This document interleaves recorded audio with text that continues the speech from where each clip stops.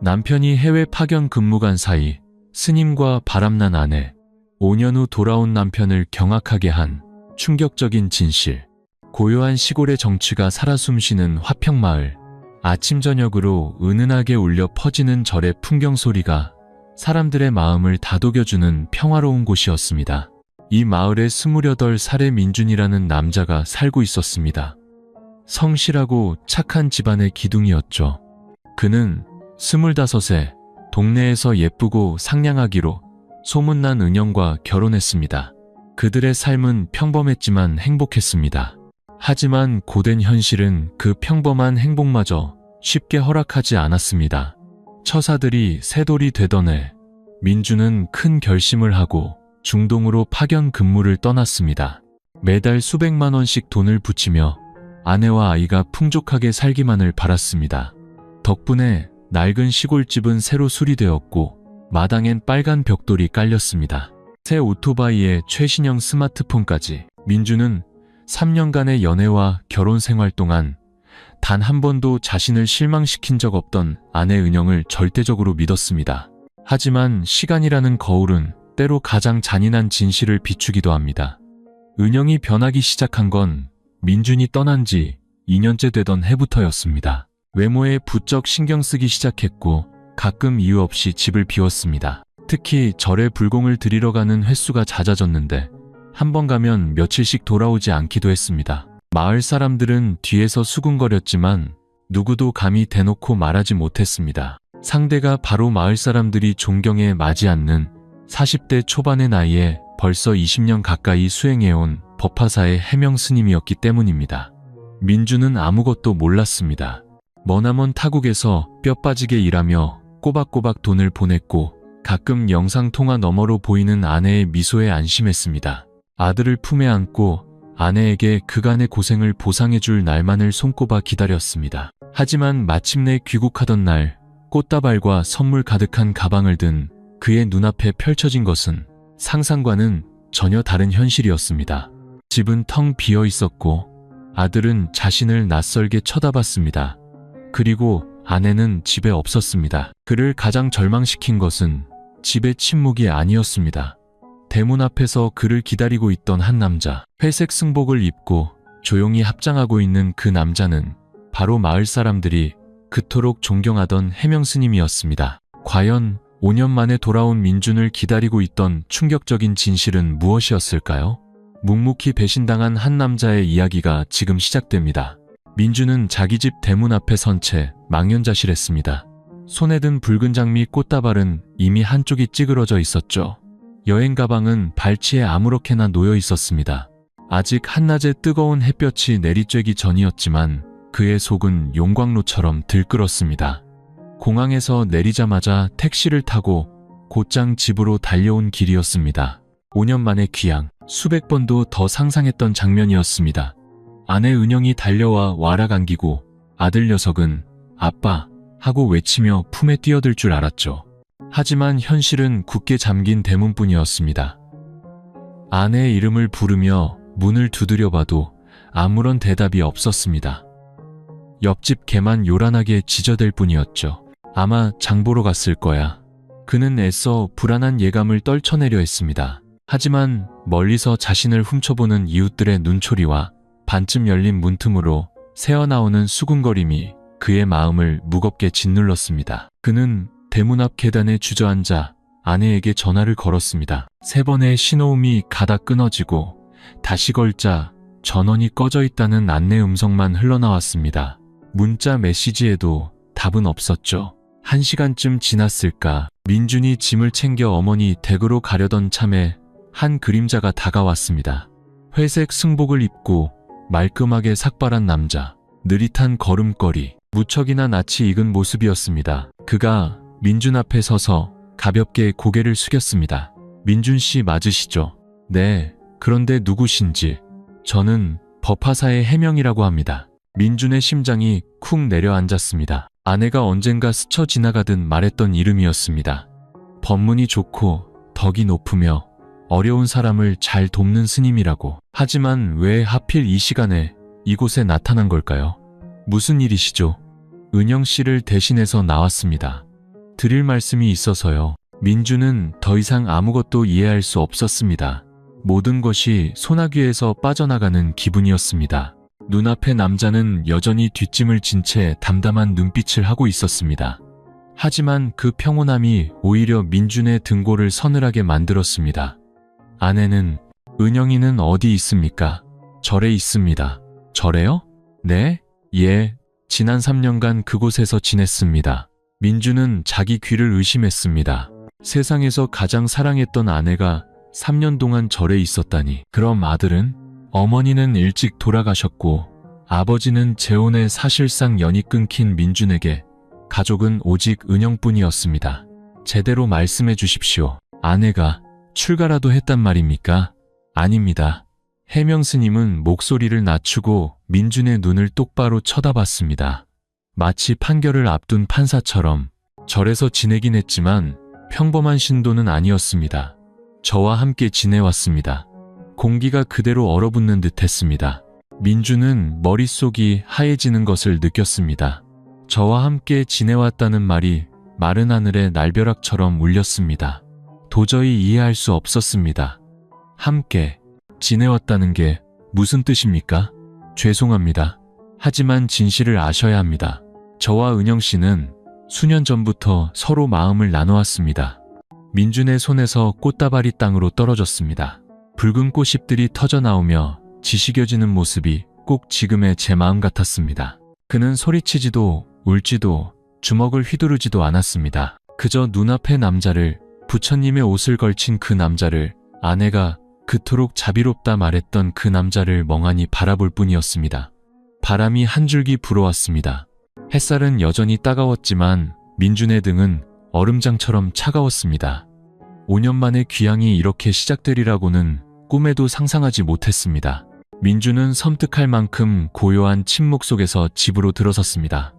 한 푼 두 푼 악착같이 모아보낸 돈으로 다시 지은 집은 그대로였지만 온기가 사라진 텅 빈 공간 같았습니다. 조상님을 모신 제단에는 향이 피어오르고 있었지만 그의 발걸음을 멈추게 한 것은 할머니, 할아버지 영정 옆에 놓인 작은 사진이었습니다. 긴 머리에 슬픈 눈빛을 한 여인.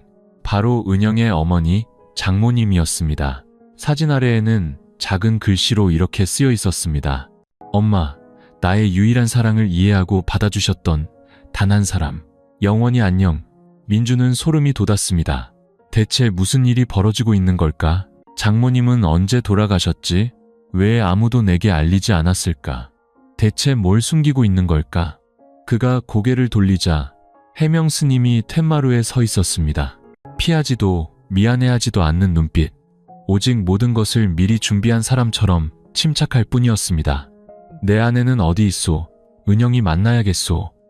민준의 목소리가 쉬어나왔습니다. 한 글자 한 글자가 목구멍에서 억지로 쥐어짜내는 소리 같았습니다. 절에 있습니다. 마음을 진정하시면 제가 데려다 드리겠습니다. 나 지금 아주 침착하오. 민준은 거의 소리를 질렀습니다. 내 아내와 잠자리를 한 주제에 감히 나에게 평정심을 가르치려 드는 거요? 처음으로 해명 스님의 얼굴이 순간 굳어졌습니다.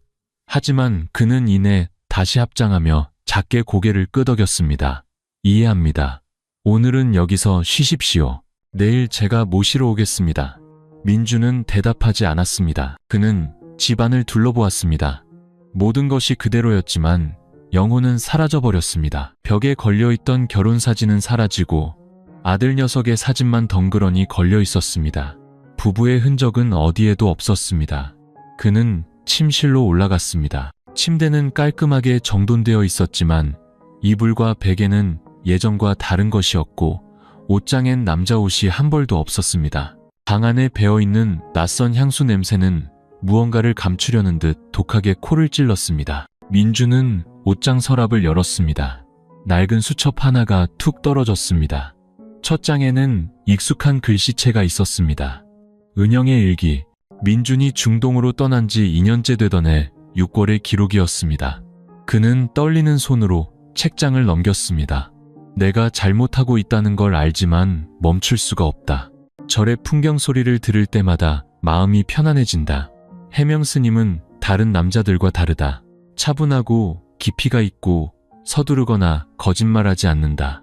나는 그저 외롭고 약한 여자일 뿐이다. 엄마가 돌아가셨을 때 곁에 있어준 사람은 스님뿐이었다. 당신은 없었다. 원망하진 않는다. 하지만 내 마음은 이미 다른 곳으로 기울어 버렸다. 민주는 더 이상 읽을 수가 없었습니다. 글자들이 심장을 도려내는 것 같았습니다. 그는 일기장을 움켜쥐고 바닥에 주저앉았습니다. 5년간 타지에서 일했습니다. 믿었고 사랑했습니다. 그런데 그가 얻은 것은 무엇이었을까요? 그날 밤 민주는 장모님의 영정 앞에서 뜬 눈으로 밤을 지새웠습니다. 그는 향 하나를 피워 올렸습니다. 무언가를 빌기 위해서가 아니었습니다. 한때 자신의 세상 전부라고 믿었던 아내의 기억과 작별하기 위해서였습니다. 타오르는 불꽃 속에서 민주는 스스로에게 물었습니다. 내가 어디서부터 잘못된 걸까?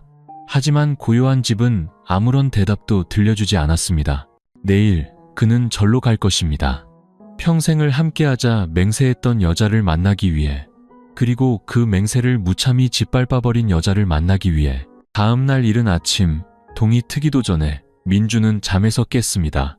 한숨도 자지 못했습니다. 밤새 아내의 낡은 일기장을 뒤적였습니다. 한 글자 한 글자가 비수처럼 밝혔습니다. 은영이 변심했다는 사실 때문이 아니었습니다. 도저히 용납할 수 없는 방식으로 변했기 때문이었습니다. 남편을 배신한 여자가 기댈 곳으로 스님을 택했다니. 민주는 마당에서 해명 스님을 기다렸습니다. 그는 서두르지 않았습니다. 여전히 담담한 걸음으로 나타나 손에는 염주를 굴리고 있었습니다. 둘 사이엔 아무런 대화도 없었습니다. 그들은 오토바이를 타고 법화사를 향해 달렸습니다. 집에서 7km쯤 떨어진 언덕 위에 자리 잡은 큰 절이었습니다. 길을 가는 동안 민주는 묻지 않았고 해명 스님도 더는 설명하지 않았습니다. 귓가를 스치는 바람 소리와 오토바이 엔진 소리만이 전부였습니다. 민준의 마음은 금방이라도 들끓어 넘칠 것 같은 냄비 같았습니다. 분노와 상처, 그리고 경멸감으로 가득 차 있었습니다. 법화사는 아침 안개 속의 모습을 드러냈습니다. 여전히 아름다운 곡선의 기와 지붕, 마당 한가운데 위엄있게 서 있는 관음보살상, 은은하게 울리는 풍경 소리까지. 하지만 민주는 더 이상 예전처럼 평온함을 느끼지 못했습니다. 그의 눈은 익숙한 그림자를 찾아 주위를 헤맸습니다. 그리고 마침내 그녀를 발견했습니다. 은영이었습니다. 보리수나무 아래 파란색 법복을 입고 머리를 단정하게 묶은 모습, 전보다 많이 야위어 있었습니다. 그녀는 절에서 거두어 키우는 고아 아이들에게 아침밥을 먹여주고 있었습니다. 그녀는 옅고 온화한 미소를 짓고 있었지만 그 미소는 민준을 향한 것이 아니었습니다. 민준은 천근만근 무거운 걸음을 옮겼습니다. 은영이 고개를 들다 그의 눈과 마주쳤습니다. 순간 그녀의 몸이 굳었습니다. 그녀는 달려오지도 눈물을 흘리지도 몇 년 만에 남편을 만난 아내처럼 울부짖지도 않았습니다. 그저 안개처럼 가벼운 목례뿐이었습니다. 돌아왔구나. 그 간단한 인사가 민준에게는 하늘이 무너지는 충격이었습니다. 몇 년을 기다리고 상상했던 재회의 순간이 고작 돌아왔구나. 라니. 정말 여기서 살고 있었던 거군. 당신과 해명 스님, 사실이었어. 은영은 침묵했습니다.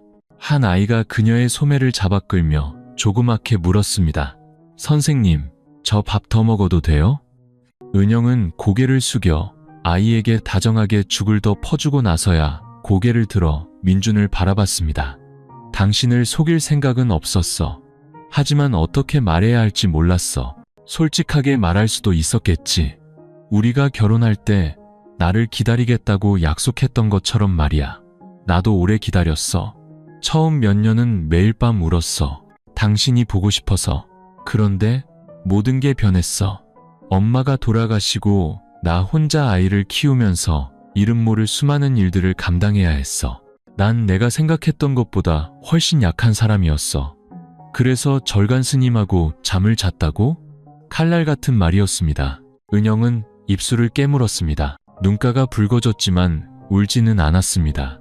그녀는 처음으로 단호한 눈빛으로 민준을 똑바로 쳐다봤습니다. 내가 잘못했어. 하지만 도망치진 않을 거야. 나도 떠나려고 했어.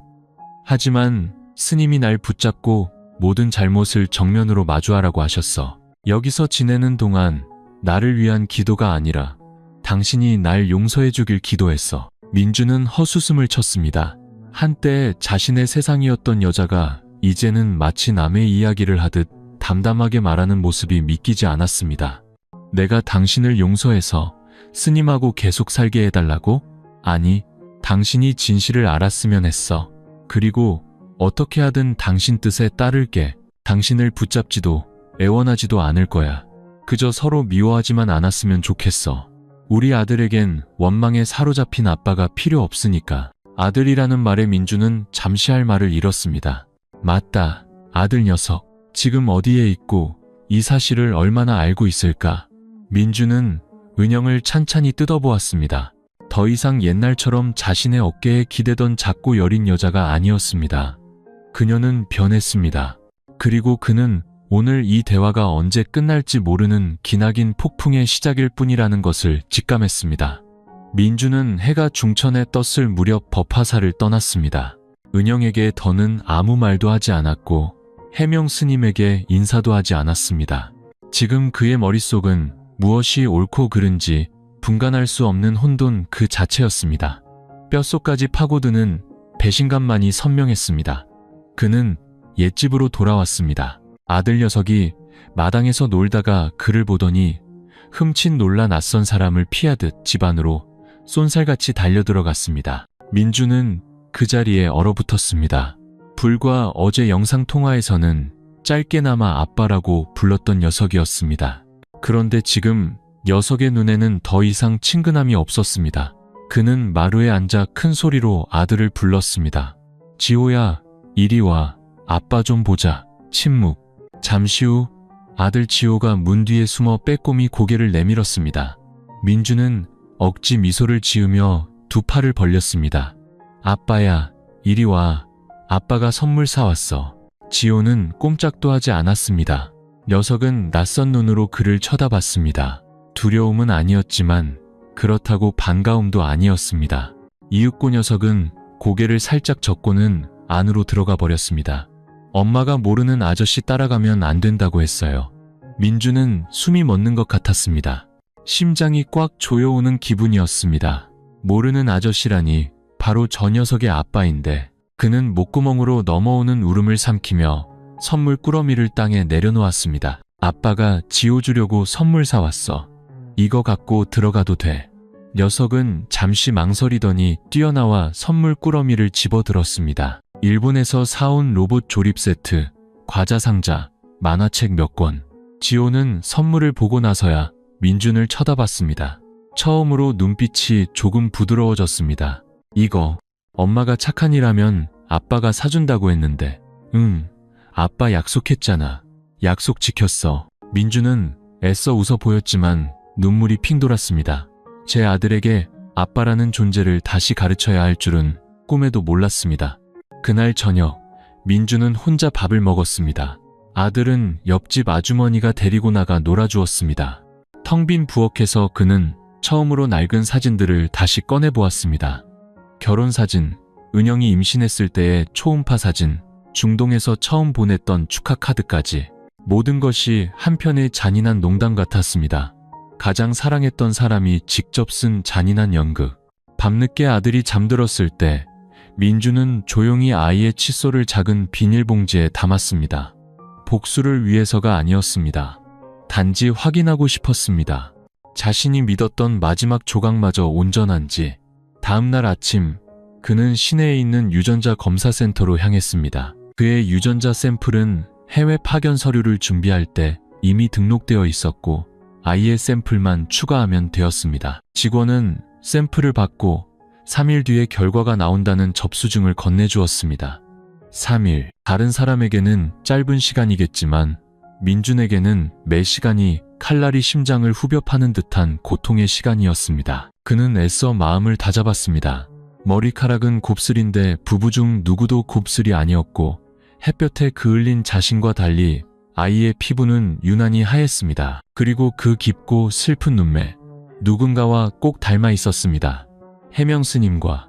그 생각이 들자 온몸에 힘이 빠졌습니다. 확신할 순 없지만 만약 사실이라면 그는 지난 5년간 남의 자식을 위해 소처럼 일한 셈이었습니다. 고향집에서는 아내가 다른 남자와 한 이불을 덮고 어쩌면 그의 아이까지 가졌는데도 말입니다. 민주는 주먹을 꽉 쥐었습니다. 더 이상 진실이 두렵지 않았습니다. 어떤 결과가 나오든 아무리 고통스럽더라도 마주해야만 했습니다. 3일은 민준의 기력을 모두 빼앗아 가는 듯 느리게 흘러갔습니다. 매일 아침 그는 여전히 아들이라 부르는 그 아이에게 평소처럼 대하려고 노력했습니다. 학교에 데려다주고 집에 데려오고 밤에는 이야기를 들려주었습니다. 마음속에 의심이 산처럼 쌓여 있었지만 아이를 향한 그의 눈빛은 아직 아빠의 끈을 놓지 못하고 있었습니다. 은영은 더 이상 찾아오지 않았고 해명 스님도 마찬가지였습니다.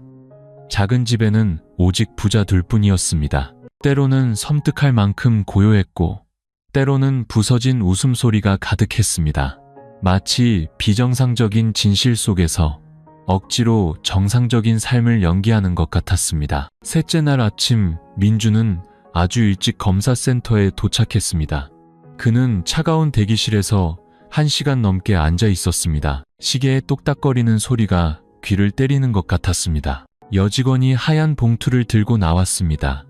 그녀는 민준에게 봉투를 건네며 안쓰러운 눈빛으로 말했습니다. 혼자서 보시는 게 좋을 것 같습니다. 민준은 아무 말 없이 고개를 끄덕이고는 봉투를 들고 밖에 벤치로 나갔습니다. 봉투를 뜯는 그의 손이 떨렸습니다. 얇은 종이 한 장, 친자관계 유전자 감정 결과서. 그는 위에서부터 천천히 읽어내려갔습니다. 부, 후, 추정, 김민준, 자, 김지호. 결론. 북의 혈통에 따른 친자관계가 성립하지 않음. 북원 확률 배제 99.9 9999 9%. 차갑고 짧은 몇 줄의 문장이었지만 그가 억지로 다시 세우려던 세상을 송두리째 무너뜨리기엔 충분했습니다. 민주는 숨을 쉴 수가 없었습니다. 머리가 핑 돌고 세상이 빙빙 도는 것 같았습니다. 모든 기억이 필름처럼 스쳐 지나갔습니다. 아이의 눈빛, 아내의 미소, 중동에서의 야근, 한 푼 두 푼 모아 보낸 돈, 영상통화 너머로 아내 품에 안겨웃던 아이의 모습. 모든 것이 완벽하게 짜인 각본이었고 자신만이 그 연극의 주인공인 줄도 모르고 연기하고 있었던 겁니다. 그는 하늘을 올려다보며 눈물을 삼키려 했지만 눈물은 뺨을 타고 흘러내렸습니다. 배신감 때문이 아니었습니다. 아빠가 될 권리를 가장 잔인한 방식으로 빼앗겼다는 상실감 때문이었습니다. 그날 오후 그는 집으로 돌아왔습니다. 아이 방에 들어서자 지호가 색칠놀이를 하고 있었습니다. 녀석은 고개를 들고 활짝 웃었습니다. 아빠 오셨어요? 저 피카츄 색칠하는 거 보세요. 민주는 아이 곁에 앉았습니다. 아무 말 없이 아이의 부드러운 머리카락을 쓰다듬었습니다. 눈빛은 허공을 향해 있었습니다. 지호는 아빠 좋아? 그럼요. 녀석이 소리쳤습니다. 엄마가 그랬어요. 아빠는 세상에서 제일 멋진 사람이라고.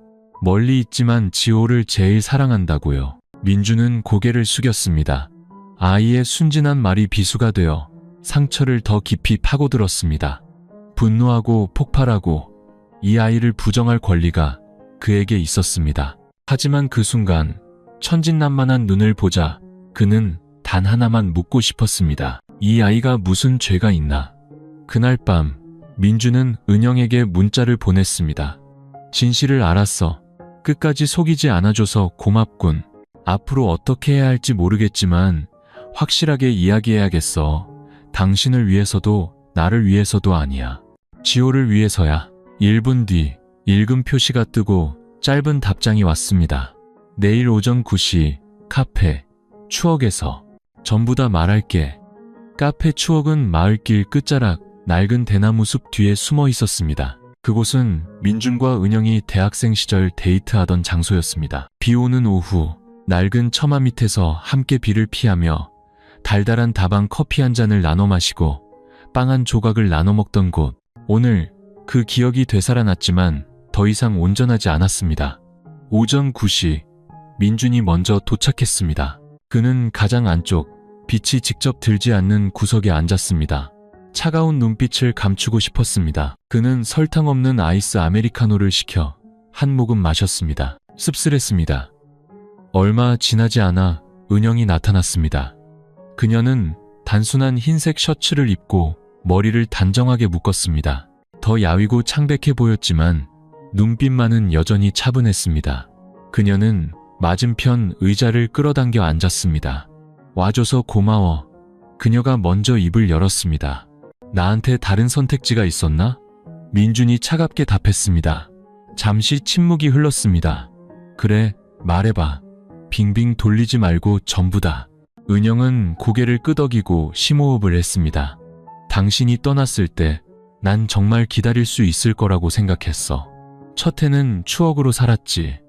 아이는 어렸고 난 바빴지만 꿋꿋했어. 매일 밤아이를 끌어안고 울면서 당신이 돌아올 날만 손꼽아 기다렸어. 그런데 엄마가 편찮으셨어. 원래 몸이 약한 분인 거 알잖아. 그런데 가장 도움이 필요할 때 당신과 연락이 닿지 않았어. 나 혼자 모든 걸 감당해야 했어. 어느 날 엄마를 모시고 절에 기도하러 갔다가 해명 스님을 만났어. 처음엔 그저 위로의 말이었지만 점점 망망대해에서 지푸라기를 잡는 심정으로 그분에게 의지하게 됐어. 민준의 눈이 가늘어졌습니다. 의지한 거야? 아니면 잠자리를 한 거야? 은영은 입술을 깨물었습니다. 눈가가 촉촉해졌습니다. 내가 잘못했어. 부정하지 않아. 하지만 그런 일은 3년차가 되어서야 일어났어. 엄마가 돌아가시고 내가 모든 걸 잃었다고 생각했을 때, 내가 누구인지조차 모르게 되었을 때, 스님이 날 유혹한 게 아니야. 내가 먼저 그분을 찾아갔어. 그래서 그 아이는 민준이 말을 끊었습니다. 누구 아이야? 해명 스님 아이야. 돌려 말하지도 숨기지도 않았습니다. 대답은 칼날처럼 날아와 밝혔습니다. 민준은 눈을 감았습니다. 이미 결과를 알고 있었지만 은영의 입으로 직접 확인하니 치명적인 일격이었습니다. 앞으로 어쩔 생각이야? 민준이 낮은 목소리로 물었습니다. 당신에게서 아빠가 될 권리를 빼앗고 싶지 않아. 내가 잘못한 거 알아. 하지만 당신은 몇 년 동안 지호를 키웠잖아. 녀석은 당신을 사랑해. 내가 아빠라고 부르지 못하게 막을 순 없어. 만약 당신이 지호를 거부한다면 원망하지 않을게. 하지만 아주 조금이라도 녀석을 아낀다면 제발 버리지 말아줘. 민준은 손에 쥔 커피잔을 꽉 쥐었습니다. 눈이 시큰거렸습니다. 어젯밤 아이의 목소리가 귓가에 맴돌았습니다. 아빠, 저 피카츄 색칠하는 거 보세요. 그는 바로 대답하지 않고 은영을 한참 동안 바라봤습니다. 가장 최악이 뭔지 알아? 배신이 아니야. 그럼 뭔데? 배신하고도 양심의 가책 없이 살 수 있다는 거. 여전히 여기 앉아 대화를 하고 아이를 버리지 말아달라고 애원할 수 있다는 거. 은영은 고개를 떨궜습니다. 변명도 반박도 없었습니다. 그저 소매를 적시는 눈물방울 뿐이었습니다. 나는 지호를 버리지 않을 거야. 내 아이가 아니더라도 내가 품에 안고 재우고 학교에 데려다주고 밥을 떠먹여 키웠어. 녀석은 내 인생의 일부고 나는 무책임한 사람이 아니야. 고마워. 고마워하지 마. 나는 녀석을 위해 하는 거지. 당신을 위해 하는 게 아니야. 은영은 고개를 끄덕였습니다. 민주는 일어나 지갑에서 커피값을 꺼내 테이블에 놓았습니다. 나는 지호가 진실을 이해할 만큼 클 때까지 키울 거야. 당신은 녀석이 엄마를 부끄러워하지 않게끔 살아. 그는 등을 돌려 걸어나갔습니다. 사랑이 시작되었던 카페에 홀로 남겨진 은영. 이제 바로 그곳에서 사랑은 가장 잔인한 진실과 함께 끝을 맺었습니다. 카페에서의 만남 후 민주는 텅 빈 마음으로 집으로 돌아왔습니다. 분노도 고통도 사라진 자리에 깊은 피로감만이 남았습니다. 마치 지난 몇 년의 청춘이 한순간에 무너져 내리며 모든 희망과 믿음을 함께 끌고 간 것 같았습니다. 은영은 더 이상 연락하지 않았습니다. 지금은 어떤 말이든 불필요하다는 것을 그녀도 알고 있었습니다. 해야 할 말은 했고 이제 남은 것은 민준이 자신의 결정을 마주하는 것뿐이었습니다. 하지만 민준의 마음을 더 무겁게 한 것은 아들의 눈빛이었습니다. 아니, 그 아이의 눈빛.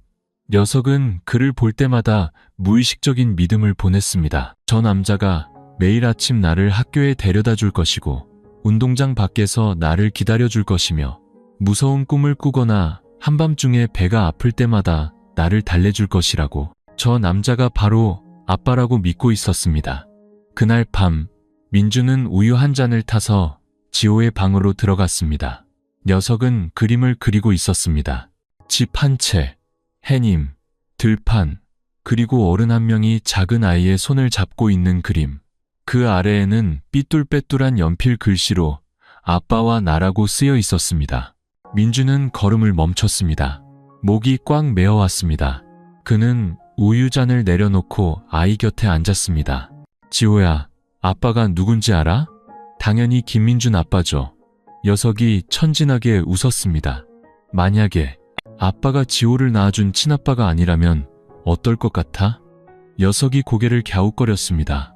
아빠 이상한 말 하네. 누가 낳았는지가 뭐가 중요해요.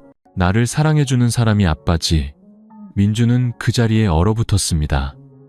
아이의 무심한 한마디가 마치 구원처럼 들렸습니다. 그는 아이의 머리를 쓰다듬고 품에 꼭 껴안았습니다. 짧은 순간이었지만 폭풍우가 지나간 그의 마음을 잠재우기엔 충분했습니다.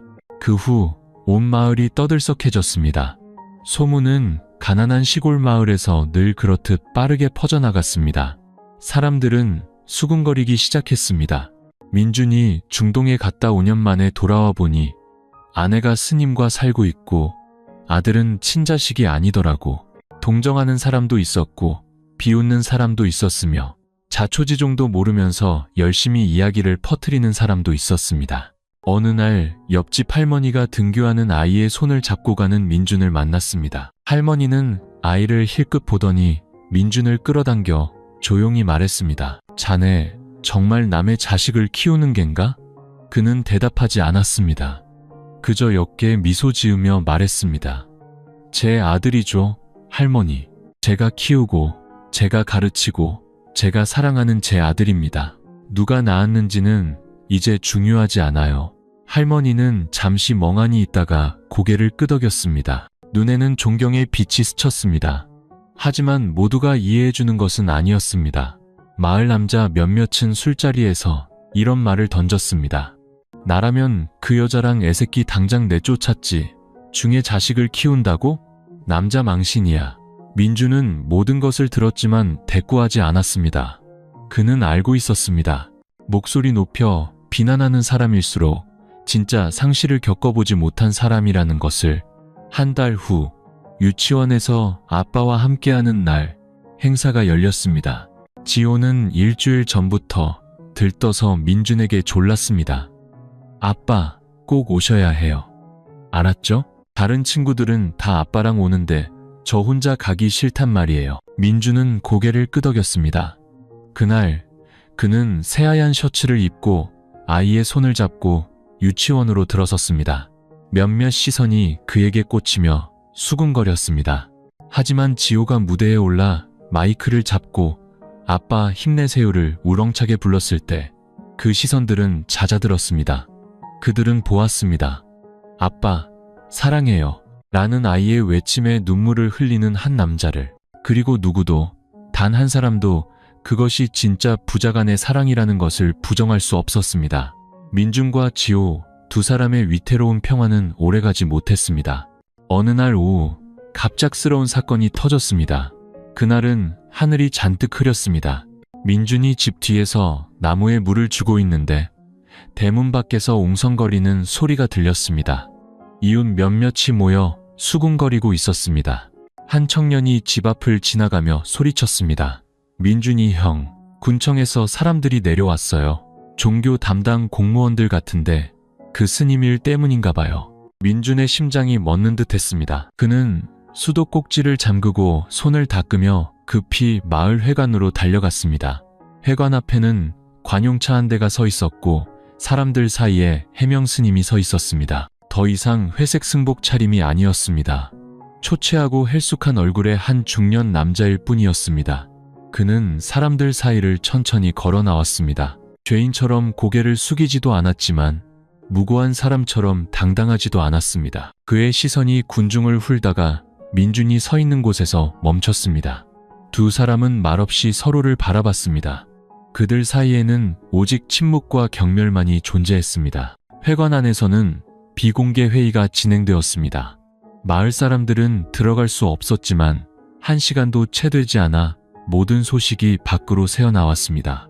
해명은 승려로서 여신도와 부적절한 관계를 맺은 것뿐만 아니라 신도들이 보시한 재산을 숨기고 절 안에 내연녀를 위한 거처를 마련했으며 공금을 사적인 생활비로 유용한 혐의를 받고 있었습니다. 은영과 관계를 맺고 아이까지 낳은 사실은 이미 종단에서 오래전부터 파악하고 있었지만 물증이 부족해 처리하지 못하고 있었습니다. 그러다 민준이 군청 종무실에 은영의 일기장 사본과 유전자 검사 결과를 첨부하여 진정서를 제출하면서 모든 것이 수면 위로 드러나게 된 것입니다. 그날 오후 해명은 모든 승려 활동이 정지되고 주지 자격을 박탈당했으며 즉시 법화사를 떠나야 한다는 처분을 받았습니다. 마을은 발칵 뒤집혔습니다. 기뻐하는 사람, 분노하는 사람, 한때 그에게 공손히 고개를 숙였던 사람들은 이제 분노에 차 입을 열었습니다. 가짜중 같으니라고 사람들을 속이고 남의 가정을 파탄내? 우리가 관음보살상 세운다고 낸 돈이 저놈 마누라랑 자식 먹여 살리는 데 들어갔구먼. 온 동네에 비난의 목소리가 울려 퍼졌습니다. 그날 저녁 은영이 민준의 집을 찾아왔습니다. 그녀는 문을 두드렸습니다. 눈은 퉁퉁 부어 있었고 손에는 종이 가방이 들려 있었습니다. 지호 입을 옷 좀 가져왔어. 내일 학교 가야 하니까. 민준은 받지 않았습니다. 그는 문 안쪽에 서서 딱딱한 목소리로 말했습니다. 소식 들었겠지? 동정하지 않아. 오늘 일은 당신과 그자가 자초한 거야. 운명 탓하지 마. 은영은 고개를 숙였습니다. 아무것도 바라지 않아. 단지 내가 저를 떠난다는 걸 알려주고 싶었어. 멀리 갈 거야. 지호한테 더 이상 피해주지 않게. 민준은 침묵했습니다. 가기 전에 마지막으로 아들 한 번만 만나게 해줄 수 있을까? 민준은 그녀의 눈을 보았습니다. 더 이상 변명하는 여자가 아니었습니다. 탯줄로 이어진 마지막 끈을 놓지 않으려는 한 엄마의 모습이었습니다. 마침내 그는 고개를 끄덕였습니다. 하지만 단 한마디만 덧붙였습니다. 내일 아침 유치원 앞에서 15분만. 그리고 그는 문을 닫았습니다. 더 이상의 말은 필요 없었습니다. 그날 밤 민준은 잠든 아들 곁에 앉았습니다. 녀석은 민준이 사준 피카츄 인형을 꼭 껴안고 있었습니다. 그 천진한 얼굴을 보며 그는 어른들이 만들어낸 이 미친 세상 속에서 보기 드문 평온함을 느꼈습니다. 다음 날 아침 비가 부슬부슬 내렸습니다. 민준은 일찍 일어나 지호의 아침 식사를 준비했습니다. 녀석은 아직 아무것도 몰랐습니다. 여전히 학교 얘기를 제잘거리며 벽에 붙여놓은 아빠와 나 그림에 무언가를 더 그려 넣었습니다. 7시가 다 되어갈 무렵 민준은 아이에게 비옷을 입히고 손을 잡고 집을 나섰습니다. 그는 곧장 유치원으로 가지 않고 마치 부자간의 남은 시간을 조금이라도 더 늘리려는 듯 천천히 걸었습니다. 화평 유치원 정문 앞에는 은영이 서 있었습니다. 그녀는 수수한 외투에 모자를 눌러쓰고 옅은 파란색 상자를 꼭 껴안고 있었습니다. 추위의 얼굴은 창백했지만 눈빛만은 기이하게 빛나고 있었습니다. 작별을 앞둔 엄마의 눈빛이었습니다. 녀석은 엄마를 보자마자 엄마 하고 외치며 달려갔습니다. 은영은 몸을 숙여 아들을 꼭 껴안았습니다. 마치 이 온기를 마지막으로 기억하려는 듯이 그녀의 눈물이 아이의 머리카락을 적셨습니다. 녀석이 올려다보며 물었습니다. 엄마, 왜 그래? 엄마가 아주 먼 곳으로 떠나게 됐어. 지호야, 출장 가는 거야? 응, 아주 멀리. 오랫동안 못 볼지도 몰라. 지호는 잠시 멈칫하더니 조심스럽게 물었습니다. 혹시 해명 스님 아저씨랑 같이 가? 민준은 깜짝 놀랐습니다. 은영도 흠칫하더니 이내 부드럽게 고개를 저었습니다. 아니, 엄마 혼자가. 엄마가 잘못했어. 너랑 아빠를 슬프게 했어. 하지만 엄마는 널 정말 많이 사랑해. 지호야, 엄마는 항상 널 지켜볼 거야. 그녀는 작은 상자를 열었습니다. 안에는 지호가 그토록 갖고 싶어 하던 초록색 공룡 장난감이 들어 있었습니다. 은영은 그것을 아들의 손에 쥐어주었습니다. 내 곁에 충분히 있어주지 못해서 미안해. 하지만 이제 너에겐 아빠가 있잖니. 세상 누구보다 널 진심으로 사랑해주시는 진짜 아빠가. 지호는 장난감을 꼭 껴안았습니다. 눈가가 붉어졌습니다. 녀석은 민준을 한번, 엄마를 한번 쳐다봤습니다. 왜 어른들은 자꾸만 떠나고 헤어지는지 이해할 수 없다는 표정이었습니다. 엄마, 다시 돌아올 거지? 은영은 대답하지 않았습니다. 그녀는 아들을 다시 한번 품에 안고 속삭였습니다. 네가 크면 이해하게 될 거야. 미안해. 그리고 그녀는 일어서서 뒤도 돌아보지 않고 떠났습니다. 민주는 그 자리에 못 박힌 듯 서 있었습니다. 끼어들지도 비난하지도 용서하지도 않았습니다. 그저 지켜볼 뿐이었습니다. 녀석이 그에게 다가와 떨리는 목소리로 물었습니다. 엄마, 이제 우리랑 같이 안 사는 거야? 아빠? 민주는 무릎을 꿇고 아들을 안았습니다. 응. 하지만 아빠는 여기 있잖아. 아빠는 아무데도 안 가. 엄마가 그랬어. 내가 엄마한테 가장 큰 선물이라고. 그리고 너는 아빠가 평생 받은 선물 중에 가장 큰 선물이야. 민주는 아들의 눈물을 닦아주고 손을 잡고 유치원으로 들어섰습니다. 등 뒤로 마을을 떠나는 버스가 빗물을 튀기며 멀어져 갔습니다. 그 순간 민주는 알았습니다. 어떤 이별은 약속을 남기지 않으며 성장은 때로 한 번의 작별 인사로부터 시작된다는 것을. 유치원 앞에서의 이별 후 민주는 말이 더 없어졌습니다. 무뚝뚝하거나 차가워진 것이 아니라 자기 자신과 대화하는 사람의 침묵이었습니다. 낮에는 아들을 데려다주고 집 근처 공업사에서 일했습니다. 밤에는 아이의 공부를 봐주고 책을 읽어주었습니다. 삶은 점차 안정을 찾아갔지만 그만이 느낄 수 있는 공백이 있었습니다. 매일 밤 아들이 잠든 후 민주는 툇마루에 홀로 앉아 있었습니다. 찻잔은 식어가고 멀리서 벌레 우는 소리가 들려왔습니다. 그의 손에는 오래전 초음파 사진이 들려 있었습니다.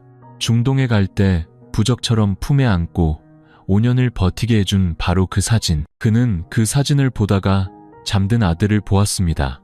심장이 저려왔습니다. 비록 용서하고 핏줄이 다른 아이를 키우기로 선택했지만 괴롭지 않은 것은 아니었습니다.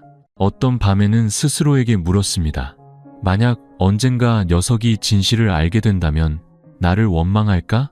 제 엄마가 그랬던 것처럼 내게서 등을 돌릴까? 시골 인심은 쉽게 잊지도 쉽게 용서하지도 않았습니다. 사람들은 여전히 등 뒤에서 말했습니다. 중에 자식을 키우면서 창피한 줄도 모른다고. 사내 자식이 줏대도 없이 바람난 마누라가 싸지른 자식을 거두고 있다고. 민주는 모든 것을 들었지만 반박하지 않았습니다.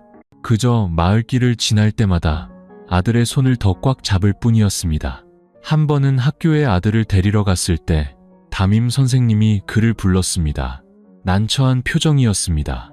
아버님, 요즘 지호가 좀 우울해 보여요. 미술 시간에 자꾸 멀리 서서 등을 돌리고 있는 엄마를 그리더라고요. 민주는 그 자리에 얼어붙었습니다. 목이 메어왔습니다.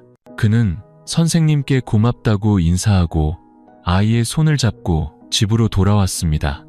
그날 밤 민주는 아들을 품에 안고 조용히 물었습니다. 지호야, 엄마 때문에 슬퍼? 네, 조금요. 엄마 보고 싶어요.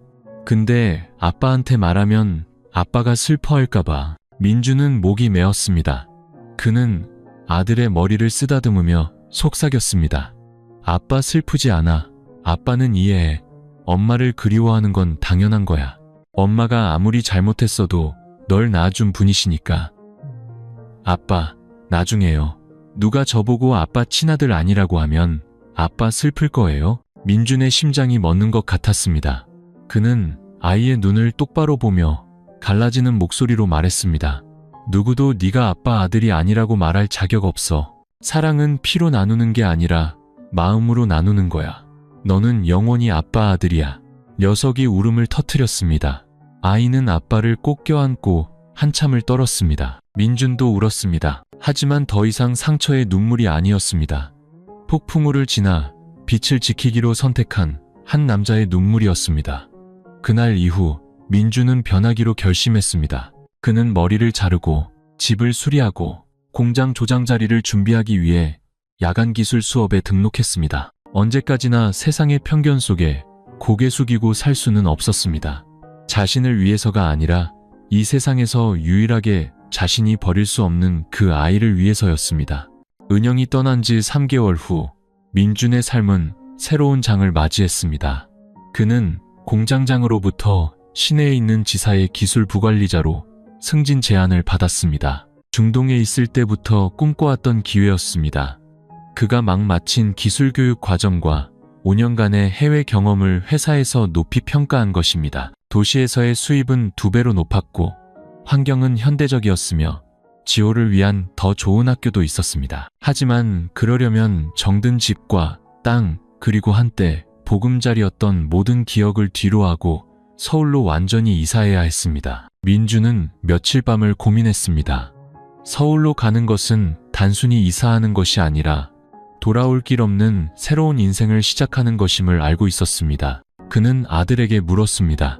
지호야, 서울 가서 살고 싶어? 녀석이 잠시 생각하더니 말했습니다. 거기에도 학교랑 친구들이 있어요? 그럼 공원도 있고 도서관도, 수영장도, 축구장도 있어. 그럼 엄마도 거기에 있어요? 민준은 할 말을 잃었습니다. 단순한 질문이었지만 심장을 후벼 파는 칼날 같았습니다. 아니, 엄마는 아주 멀리 계셔. 하지만 엄마한테 편지는 쓸 수 있을 거야. 녀석은 고개를 끄덕이더니 작게 말했습니다. 아빠만 있으면 어디든 괜찮아요. 그 한마디에 민준은 결심을 굳혔습니다. 그는 일을 정리하고 집은 아는 사람에게 맡기고 새로운 여정을 준비했습니다. 폐허 위에서 부자가 손을 맞잡고 다시 일어서는 여정. 마을을 떠나는 날 이웃들이 배웅을 나왔습니다. 그동안 이렇다 저렇다 말은 많았지만 묵묵히 성실하게 살아가는 민준의 모습에 사람들도 결국 마음을 열었습니다. 옆집 할머니는 민준의 손에 과일 봉지를 쥐어주며 말했습니다. 서울 가서 몸 조심하고 시골 애들은 도시 가면 길 잃기 쉬우니까 조심여. 민준은 웃으며 고개를 끄덕였습니다. 네, 할머니, 감사합니다. 버스는 아침 6시에 터미널을 떠났습니다. 지호는 창가에 바싹 붙어 피카츄 인형을 꼭 껴안고 있었습니다. 민준은 그 곁에 앉아 아들의 손을 놓지 않았습니다. 마치 놓치면 잃어버릴 것만 같았습니다. 도시는 매연과 교통체증, 그리고 마천루로 그들을 맞이했습니다. 하지만 민준에게 그곳은 다시 시작할 장소였습니다. 자신을 위해서가 아니라 온 마음으로 자신을 아빠라 부르는 그 아이를 위해 다시 집을 지을 곳이었습니다. 그는 초등학교 근처에 작은 아파트를 얻어 지호를 전학시키고 새로운 일을 시작했습니다. 삶은 점차 안정되어 갔지만 얼마 지나지 않아 새로운 풍파가 그들을 찾아왔습니다. 어느 날 민준이 학교를 마친 아들의 손을 잡고 돌아오는데 교문 앞에 한 여자가 서 있었습니다. 은영이 아니었습니다. 검은 정장 차림의 서류를 든 냉정한 표정의 낯선 여자였습니다. 김민준 씨 되십니까? 네, 맞습니다만 저는 한은영 씨의 법률 대리인입니다. 한은영 씨께서 아들 김지호 군에 대한 양육권 지정 청구 소송을 준비 중임을 알려드립니다. 민준은 그 자리에 얼어붙었습니다. 네? 뭐라고요? 은영이가 아이를 달라고요? 네. 의뢰인은 현재 김민준 씨와 김지호 군 사이에 친자관계가 성립하지 않으며 본인이 친모로서 아이를 양육할 경제적 능력과 환경이 충분히 갖춰졌다고 주장하고 있습니다. 민준은 숨이 멎는 것 같았습니다. 모든 것을 버리고 떠났던 그녀가 이제 와서 그가 묻어두었던 핏줄을 이유로 지난 몇 년간 자신을 아빠라 부르며 살아온 아이를 되찾으려 하는 것이었습니다. 민준은 그날 저녁 내내 망연자실 앉아 있었습니다. 양육권 청구 소송 통지서, 붉은 직인이 찍힌 딱딱한 서류가 심장을 겨누는 것 같았습니다. 그는 밤새 잠을 이루지 못했습니다. 머릿속에는 단 하나의 질문만이 맴돌았습니다. 왜 돌아왔을까? 아이를 위해서일까? 아니면 자신의 명분을 위해서일까? 지호는 아무것도 몰랐습니다. 녀석은 여전히 그의 곁에 누워 속삭였습니다. 아빠, 오늘 학교에 새 친구가 왔어요. 아빠, 내일은 학교에 좀 일찍 데려다 주세요. 그래, 알았어. 아빠, 슬픈 일 있어요? 민준이 말이 없자 아이가 물었습니다. 누가 아빠 괴롭혔어요? 민준은 아들에게 눈물을 보이지 않으려 고개를 돌렸습니다. 그는 알고 있었습니다. 은영이 법대로 나온다면 핏줄 관계가 없는 자신은 아빠의 마음 외에는 아무것도 내세울 게 없다는 것을. 하지만 법정은 마음만으로 움직이는 곳이 아니었습니다. 3일 후 그는 법원으로부터 정식으로 소환장을 받았습니다. 첫 번째 조정기일은 다음 주로 잡혔습니다. 민주는 친구가 소개해준 젊은 변호사를 선임했습니다. 변호사는 모든 이야기를 듣고 난 후 침묵에 잠겼습니다. 법적으로는 아버님이 매우 불리한 상황입니다. 지호군은 친자가 아니고 아직 입양 절차도 밟지 않으셨습니다. 반면 친모는 법적으로 강력한 권리를 가집니다. 그럼 제게는 전혀 기회가 없는 겁니까? 그렇지는 않습니다. 법원은 아이의 복리를 최우선으로 고려합니다. 아이가 아버님과 정서적으로 깊이 유착되어 있고 아버님과 함께 사는 것이 아이의 심리적 안정에 더 도움이 된다는 점을 증명한다면 기회는 있습니다. 민주는 고개를 끄덕이며 주먹을 꽉 쥐었습니다. 지호를 잃을 수는 없었습니다. 이기심 때문이 아니었습니다. 그는 알고 있었습니다. 그 아이의 삶은 이미 아빠라는 존재와 단단히 묶여 있다는 것을. 핏줄이 아니라 함께 나눈 밥과 잠, 그리고 수많은 길을 건널 때 잡아주었던 손으로 말입니다. 첫 조정기일, 민주는 최대한 침착하게 법정으로 들어섰습니다. 은영은 이미 그곳에 앉아 있었습니다. 그녀는 그를 보지도 인사하지도 않았습니다. 단정한 오피스룩, 자신감 넘치는 태도, 완벽한 조건을 갖춘 엄마의 모습이었습니다. 조정관이 말했습니다. 양측 모두 양육을 원하는 이유를 말씀해 주십시오. 은영이 먼저 입을 열었습니다. 저는 지호의 친모입니다. 저는 단 한 번도 엄마의 권리를 포기한 적이 없습니다. 저는 현재 다른 도시에서 꽃집을 운영하며 안정적인 생활을 하고 있습니다. 이제 제 아이를 데려와 제 손으로 직접 키우고 싶습니다. 아이는 친엄마와 함께 자라야 합니다. 민주는 그녀를 보았습니다. 눈빛은 여전히 담담했습니다. 당신이 친모라는 사실은 부정하지 않소. 하지만 나는 지호가 3살 때부터 키웠소. 학교에 데려다주고 밥을 먹이고 아플 때 간호하고 글자를 가르친 사람이 바로 나요. 내 아들은 유전자로 큰 게 아니라 정으로 컸소. 녀석은 나를 아빠라고 부르고 나는 단 한 번도 녀석을 남의 자식이라고 부른 적이 없소. 조정관은 두 사람을 번갈아 보더니 물었습니다. 현재 김지호 군은 누구와 살고 있습니까? 저와 함께 살고 있습니다. 민준이 답했습니다. 아이에게 심리적으로 불안한 증세가 있습니까? 아니요. 밝고 활발하며 학교 생활도 잘하고 있습니다. 지호 군은 한은영 씨가 친모라는 사실을 알고 있습니까? 네. 하지만 엄마가 멀리 일하러 갔다고 알고 있습니다. 그제야 은영이 민준을 쳐다봤습니다. 그녀는 잠시 말을 잇지 못했습니다. 민준이 이렇게까지 핵심을 짚을 줄은 몰랐던 모양입니다. 조정관이 계속 물었습니다. 만약 한은영 씨가 아이를 데려가길 원한다면 동의하시겠습니까? 민준은 느리지만 단호하게 답했습니다. 아니요. 아이가 엄마를 만나는 것은 막지 않겠습니다. 하지만 지금 제 곁을 떠나게 하는 것은 아이에게 큰 충격이 될 겁니다. 어른들의 잘못 때문에 아이가 2번 다시 상처받게 놔두지 않을 겁니다. 조정은 결렬되었습니다. 법원은 다음 달 5일로 첫 공판기일을 지정했습니다. 민주는 조정실을 나왔습니다. 손에 땀이 흥건했습니다. 그는 알고 있었습니다. 자신이 지금 모든 것을 걸고 있다는 것을. 직업, 시간, 자존심을 걸고 단 하나, 아빠가 될 권리를 지키기 위해 싸우고 있었습니다. 다음 달 5일 1심 공판이 열리는 날, 법원은 아침부터 북적였습니다. 민주는 약속 시간보다 1시간이나 일찍 도착했습니다. 그는 하얀 셔츠에 짙은 색 바지를 입고 교복을 입은 지호의 손을 잡고 있었습니다. 지호의 품에는 피카츄 인형이 안겨 있었죠. 변호사가 미리 나와 기다리며 서류 뭉치를 건넸습니다. 학교 심리상담 기록과 이웃들의 탄원서, 그리고 지난 3년간의 부자 활동 사진들을 추가로 제출했습니다. 재판부에서 참작할 겁니다. 민주는 고개를 끄덕였습니다. 심장이 빠르게 뛰었습니다. 오늘 모든 것이 영원히 바뀔 수도 있었습니다. 은영은 뒤늦게 도착했습니다. 그녀는 혼자였고 표정은 차갑진 않았지만 단호했습니다. 그녀는 민준의 시선을 피했습니다. 두려워서라기보다는 자신이 밀어냈다가 다시 되찾으려는 현실을 마주하기 힘든 듯 보였습니다. 재판이 시작되었습니다. 판사는 중년 여성이었습니다. 목소리는 명료하고 엄격했지만 차갑지는 않았습니다. 양측의 증거 제출과 변론이 끝난 후 그녀는 법정 구석을 바라보았습니다. 그곳에는 심리상담사와 함께 앉아있는 지호가 있었습니다. 법원은 김지호 군의 의견을 직접 듣고자 합니다. 비록 법적 책임을 질 나이는 아니지만 아이의 감정과 의사가 아이의 복리를 결정하는 데 중요한 요소가 될 것입니다. 법정안이 조용해졌습니다. 직원이 지호를 증인석으로 데려왔습니다. 녀석은 조금 떠는 듯했지만 민준이 작게 고개를 끄덕여주자 눈빛이 안정되었습니다. 녀석은 심호흡을 하고 또박또박 말했습니다.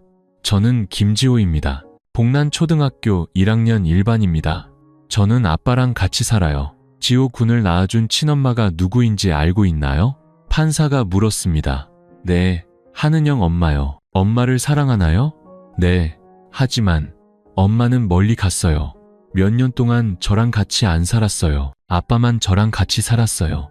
그럼 누구랑 살고 싶은가요?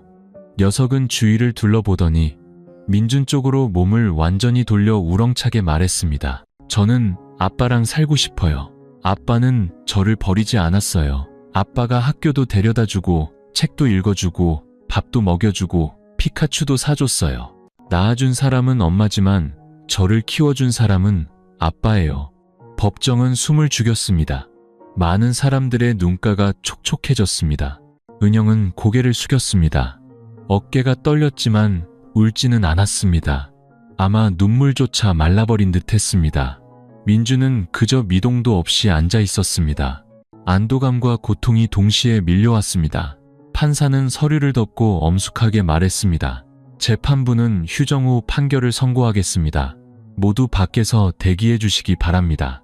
복도로 나왔을 때 은영이 민준에게 다가왔습니다. 그녀의 눈빛은 피곤했지만 진심이 담겨 있었습니다. 당신이 이겼어. 더 할 말이 없네. 하지만 아이를 잘 키워줘서 고마워. 혹시 괜찮다면 한 달에 한 번이라도 아이를 만나게 해줄 수 있을까? 민주는 그녀를 잠시 바라보다가 작게 고개를 끄덕였습니다. 약속을 지키고 녀석에게 더는 상처 주지 않는다는 조건하에 그날 오후 법원은 판결을 내렸습니다. 민법 제8 137조 및 아동의 복리를 최우선으로 고려하여 사건 본인 김지호의 친권자 및 양육자로 원고 김민준을 지정한다. 친모하는 형은 면접교섭권을 가지며 양육자의 동의 없이 임의로 아동을 데려갈 수 없다. 민준은 온몸에 힘이 풀렸습니다. 소리 없는 눈물이 흘렀습니다. 그는 몸을 숙여 지호를 끌어안았습니다. 핏줄은 다르지만 세상 그 어떤 혈연보다 더 단단하게 이어진 아들이었습니다. 녀석이 킥킥 웃었습니다. 그럼 이제 아빠랑 안 헤어져도 되는 거예요? 응, 절대로. 민주는 알았습니다. 법정 싸움은 끝났지만 아빠로서의 여정은 이제 막 진짜 시작이라는 것을. 재판이 끝나고 2달 후 민준과 지호의 삶은 다시 안정을 되찾았습니다. 더 이상 법적인 압박도, 소환장을 기다리는 불안한 밤도, 은영이 찾아올까봐 교문 앞에서 서성일 필요도 없었습니다. 모든 것이 천천히, 조심스럽지만 따뜻하게 제자리를 찾아가는 그림 같았습니다. 민준은 시내지사의 기술팀장으로 정식 승진했습니다. 일은 더 바빠졌지만 수입은 늘었습니다.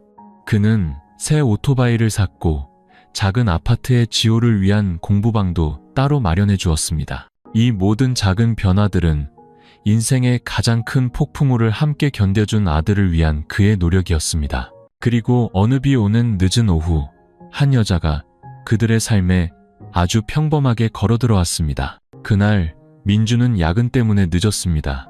유치원 문 앞에 도착했을 때 선생님과 함께 서 있는 아이는 지호뿐이었습니다. 그리고 한 젊은 여자가 우산을 씌워주고 있었죠.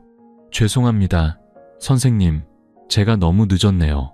민준이 허겁지겁 달려갔습니다. 여자가 돌아보며 미소 지었습니다. 괜찮아요, 아버님. 저는 아이들 창의 미술을 가르치는 새 선생님이에요.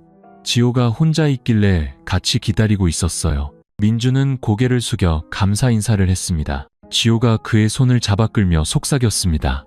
아빠, 이 선생님 이름은 서연이래요. 그림 진짜 잘 그려요. 네, 제 이름이 서연 맞아요. 지호는 저희 반에서 제일 사랑스러운 학생인걸요. 서연이 활짝 웃자 왼쪽 뺨에 보조개가 선명하게 패였습니다. 민주는 어색하게 미소를 지었습니다. 감사합니다. 서연 선생님, 오늘은 경황이 없어서 다음에 정식으로 인사드리겠습니다. 아니에요. 그저 비 아래 서 있는 부자의 모습이 왠지 짠해서요.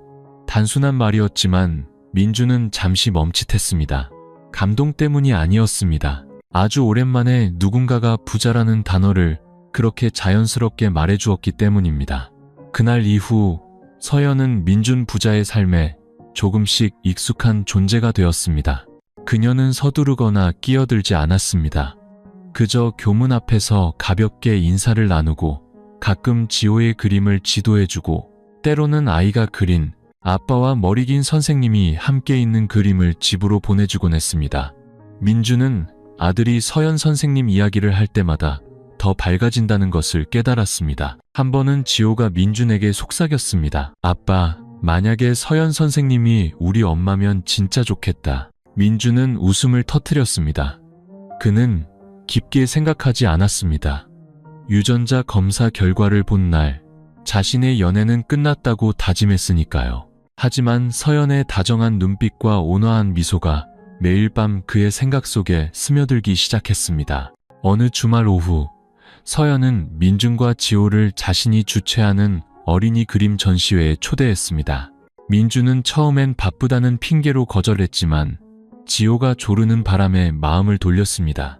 전시회는 아이들의 그림으로 가득 찬 작은 공간에서 열렸습니다. 지호는 민준을 끌고 한가운데 걸린 그림으로 달려갔습니다. 하얀 셔츠를 입은 남자, 피카츄를 아는 아이, 그리고 보조개가 있는 머리 긴 여자. 세 사람이 손을 잡고 있는 가족 그림이었습니다. 그림 아래에는 지호의 꿈의 가족이라고 쓰여 있었습니다. 민준은 한참 동안 말이 없었고 옆에 서 있던 서연도 아무 말하지 않았습니다. 아주 짧은 순간이었지만 그의 마음을 흔들기엔 충분했습니다. 그날 밤 민준은 베란다에 앉아 아주 오랫동안 묻어두었던 질문을 처음으로 스스로에게 던졌습니다. 나도 다시 행복해질 자격이 있을까? 전시회 이후 민준의 작은 아파트에는 변화의 기운이 감돌았습니다. 지호의 꿈의 가족 그림 때문인지 아니면 그날 서연의 고요하고 따뜻했던 눈빛 때문인지 한때 배신감으로 얼어붙었던 남자의 마음이 흔들리기 시작했습니다. 민준과 서연은 여전히 정중한 거리를 유지했습니다. 만날 때마다 가벼운 인사와 지호의 학교 생활에 대한 짧은 대화가 전부였습니다. 하지만 서로를 바라보는 시간은 길어졌고 함께 서 있을 때의 침묵은 깊어졌습니다. 그 무의미해 보이는 침묵이 매일 밤 민준의 마음을 붙잡았습니다. 한 번은 방과 후 지호가 민준의 손을 잡아 끌었습니다. 아빠, 내일 서연 선생님 생일이래요. 우리 반 애들은 돈 모아서 꽃 사는데 저는 따로 그림 선물하고 싶어요. 아빠가 도와주실래요? 선생님께? 무슨 그림인데? 우리 집이요. 아빠랑 저, 그리고 만약 서연 선생님이 좋다면 나중에 같이 사는 그림이요. 민주는 웃음을 터뜨렸습니다. 아이의 순수함 때문이 아니었습니다. 마음속 어딘가에서 자신도 그렇게 생각하고 있었기 때문입니다. 다음 날 민준과 지호는 함께 소박한 선물을 포장했습니다. 지호의 그림을 코팅하고 작은 꽃다발을 곁들였습니다. 부자가 학교에 도착했을 때 서연은 복도에 서 있었습니다. 지호가 달려가 선물을 건넸습니다. 그리고 무언가 속삭이자 서연이 잠시 멈칫하더니 이내 환하게 웃었습니다. 그 순수한 미소의 민주는 넋을 잃고 바라봤습니다. 그날 오후 민준이 아들을 데리고 돌아가려는데 서연이 그를 불렀습니다. 아버님, 네? 내일 저녁에 동료 몇 명이랑 조촐한 티파티를 하려고 해요. 부담 갖지 마시고 괜찮으시면 지호랑 같이 놀러 오세요. 민준은 아들을 한번, 서연을 한번 쳐다봤습니다. 잠시 침묵이 흐른 뒤 그가 고개를 끄덕였습니다. 따뜻한 차랑 맛있는 케이크가 있다면 지호가 아주 좋아할 겁니다. 다음 날 저녁 민준은 회색 셔츠를 입고 아들의 손을 잡고 서연의 집으로 갔습니다. 아담하고 따뜻한 4층의 작은 아파트. 남자 없이 혼자 사는 집이었지만 부엌에서 풍겨오는 따뜻한 계피향은 누구든 편안하게 만들었습니다. 티파티는 조용히 진행되었습니다. 몇몇 선생님들이 와서 아이들 이야기, 그림 이야기, 학교 이야기를 나누었습니다. 민준은 말이 많지 않았지만 그의 시선은 항상 서연을 향해 있었습니다. 그녀가 사람들에게 차를 따라주는 모습, 아이가 케이크를 흘리자 조용히 냅킨을 챙겨주는 모습, 손님들이 돌아간 후 민준과 지호는 뒷정리를 도왔습니다. 부엌에 두 사람만 남았을 때 서연이 조용히 입을 열었습니다. 아버님, 저는 아버님의 과거에 대해 알고 있어요. 민준의 몸이 굳었지만 서연은 미소 지었습니다. 궁금해서가 아니에요. 저는 다른 사람의 아픔에 억지로 끼어드는 사람이 아니라는 걸 말씀드리고 싶었어요. 하지만 언젠가 함께 걸어갈 사람이 필요하시다면 저는 거절하지 않을 거예요. 민준은 말이 없었습니다. 몇 년간 얼어붙었던 심장이 따뜻해지는 것을 느꼈습니다. 열정적이거나 미칠 듯한 감정이 아니었습니다. 아주 현실적인 평온함이었습니다. 그날 밤 집에 돌아와 민준은 지호 곁에 누웠습니다. 녀석이 갑자기 물었습니다. 아빠, 서연 선생님 좋아하죠? 민준은 흠칫했습니다. 왜 그렇게 생각해? 아빠가 선생님 보는 눈빛이 달라요. 근데 저도 선생님 좋아요. 나중에 아빠가 선생님이랑 결혼하면 제가 엄마라고 불러도 돼요? 민준은 그 자리에 얼어붙었습니다. 어느새 눈물이 흘러내렸습니다. 그는 아들을 품에 꼭 안고 메인 목소리로 말했습니다. 고맙다, 아들. 자신에게도 다시 행복해질 자격이 있다는 것을 알려줘서. 늦가을의 어느 아침, 민준이 베란다 화분을 정리하고 있을 때 초인종이 울렸습니다. 지호는 방에서 색칠놀이를 하고 있었기에 그가 직접 문을 열었습니다. 문이 열리자 그곳에는 은영이 서 있었습니다. 그녀는 옅은색 셔츠를 입고 머리를 단정하게 묶었습니다. 마지막으로 법정에서 봤을 때보다 훨씬 초췌해 보였습니다. 눈빛에는 더 이상 날카로움도 냉정함도 없었습니다. 아주 멀고 긴 길을 걸어온 사람이 빈손으로 돌아왔을 때의 피로감만이 어려 있었습니다. 잠깐, 이야기 좀 할 수 있을까? 당신이 괜찮다면. 민준은 몇 초간 가만히 서 있다가 문을 활짝 열었습니다. 용서해서가 아니었습니다. 완전히 끝나지 않은 이야기는 제대로 매듭짓지 않으면 영원히 두 사람의 마음속에 가시로 남을 것임을 알았기 때문입니다. 은영은 의자에 앉았습니다. 두 손은 무릎 위에 단정히 놓여 있었습니다. 마치 자신이 차지한 공간이 미안하다는 듯이. 민준은 바로 앉지 않고 따뜻한 차 두 잔을 타서 그녀 앞에 놓았습니다. 당신, 아직도 연잎차를 좋아하는구나. 은영이 작게 말했습니다. 습관은 바꾸기 어렵지만 사람은 아주 쉽게 변하더군. 민준이 대답했습니다. 빈정거리는 말이 아니었습니다. 그저 사실일 뿐이었습니다. 은영은 침묵했습니다. 잠시 후 그녀는 가방에서 서류 뭉치 하나를 꺼냈습니다. 이건 지호의 양육권과 삶에 대한 모든 권리를 포기하는 각서야. 서명했고 공증도 받았어. 재판에서 지고 나서 돈으로든 법으로든 다시 싸워볼까 생각했어. 그런데 예전에 있던 법화사에 다시 찾아갔을 때 한 노스님께서 그러시더군. 이 세상에 누구도 남을 가둘 수 없네. 오직 자신의 업보만이 스스로의 마음을 가둘 뿐이라고. 민준은 말없이 그녀를 바라봤습니다. 나는 그 아이의 엄마가 될 자격도, 당신 앞에 설 자격도 없어.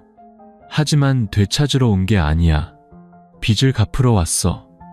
그녀는 깊이 고개를 숙였습니다. 내 아들을 당신 아들처럼 키워줘서 고마워. 그 아이 마음에 미움을 심어주지 않아서 고마워. 내가 잘못했지만 내 아들은 엄마의 잘못 때문에 벌을 받아서는 안 돼.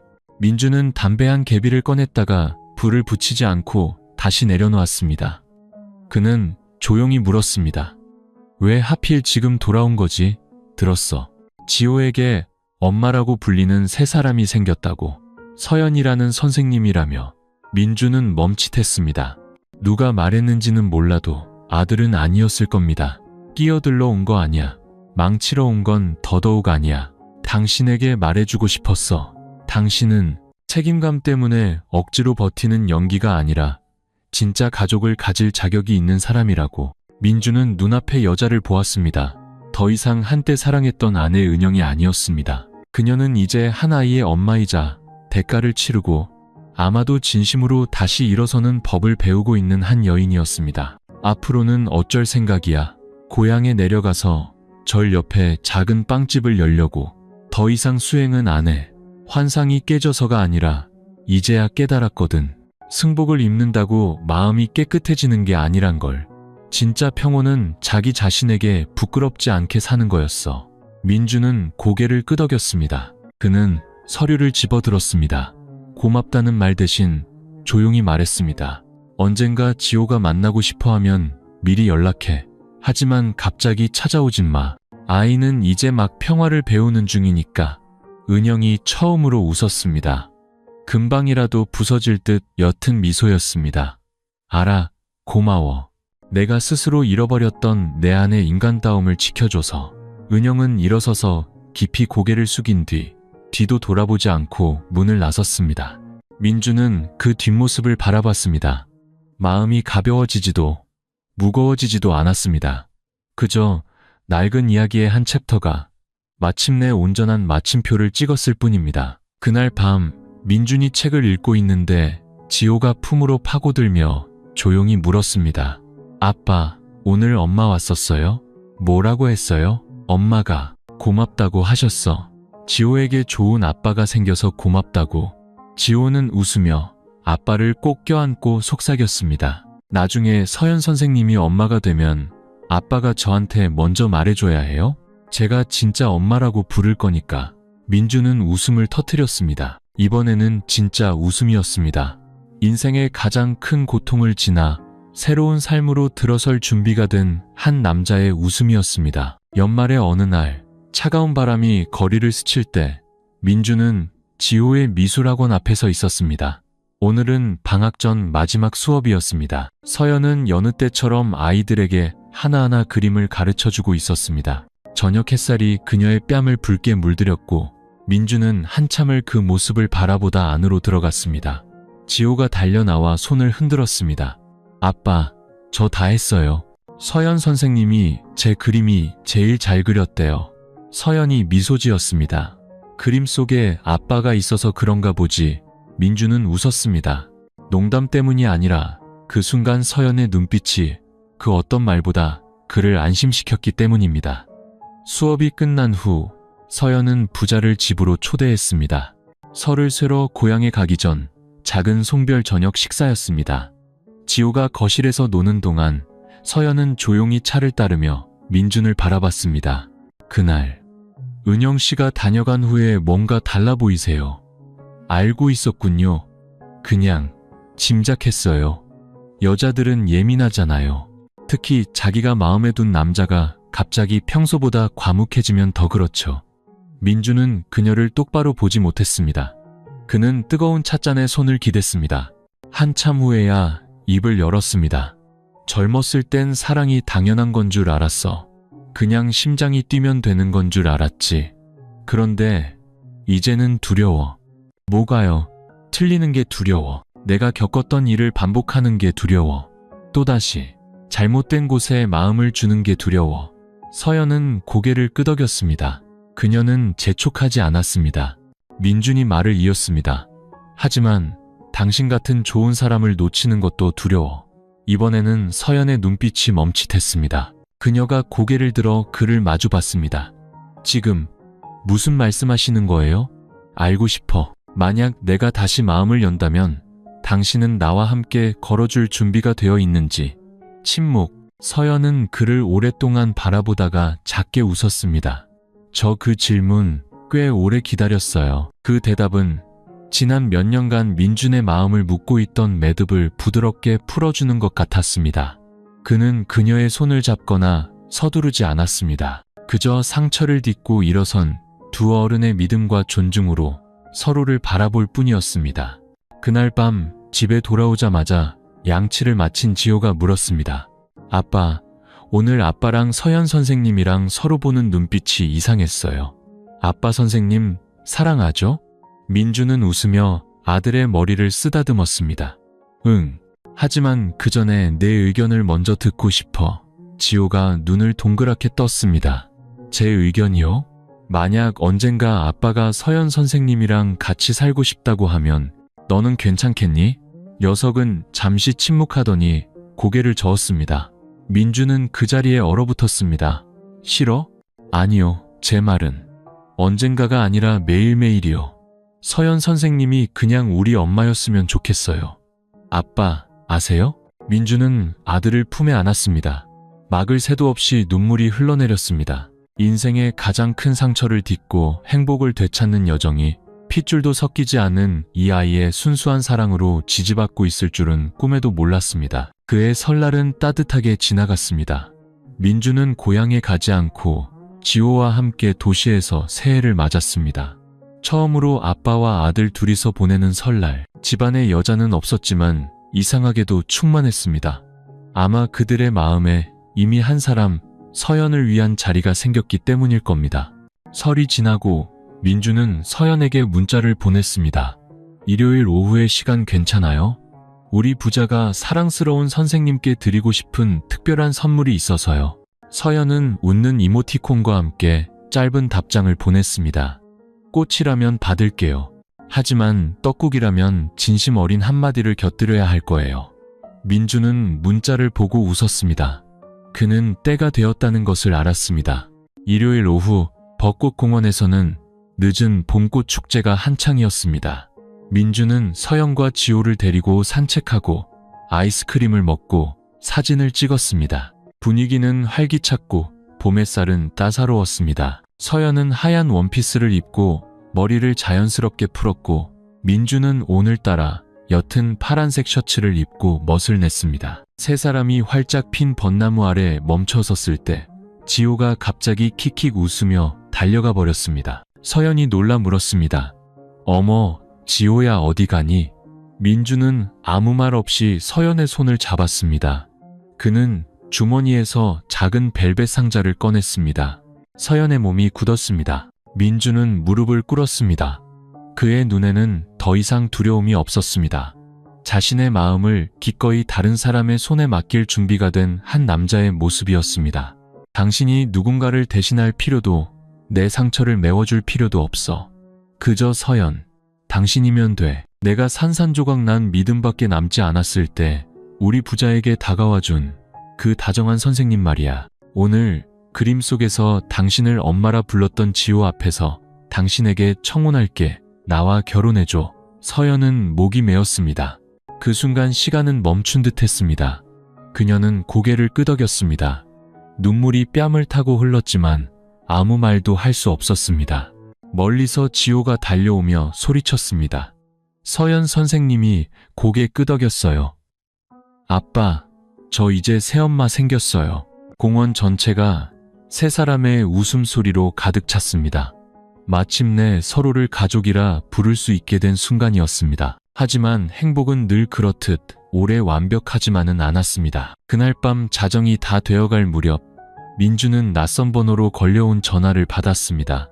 받지 않으려는데 화면에 법화사라는 글자가 깜빡였습니다. 낯선 남자의 목소리가 들려왔습니다. 김민준 씨 맞으시죠? 저는 절에서 수행하는 사람입니다.